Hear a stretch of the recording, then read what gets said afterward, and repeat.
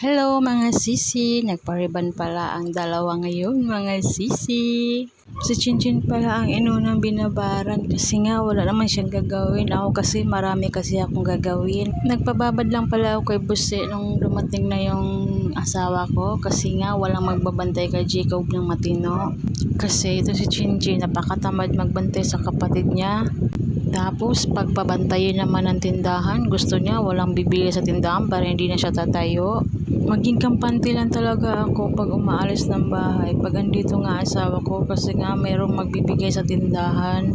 Kasi pag si Chinchin na iwan dito sa bahay, wala nga ako benta pag uwi ko.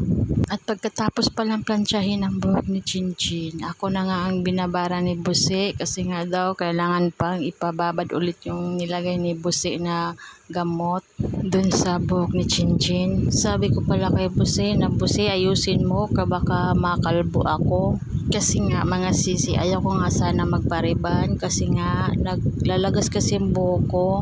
Kaya sabi ko kay Busi ayaw ko muna magpariban. Sabi naman ni Busi hindi naman daw ako makakalbo. Mas titibay pa nga daw ang kapit ng buhok ko sa anit ko kasi nga malalagyan siya ng gamot.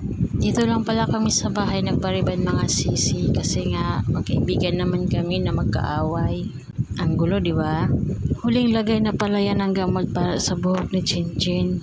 Ito naman si Jacob, andito lang sa tabi. Pinag-cellphone muna namin kasi hindi na kaya ng powers. Makulit kasi si Jacob kaya ayan, pinag-cellphone muna namin. At nagutom pala si Chinchin pagkatapos ng lagyan ng pampakintab.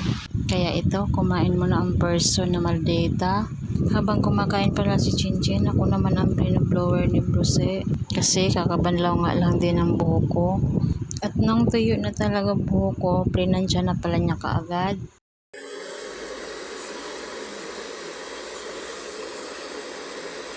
Sabi pala ni Bruce sa akin, maganda daw ng kalabasan ng buhok ko. At dahil nagutom ang person sa kakariban, ayan, kumain kasi nagutom nga.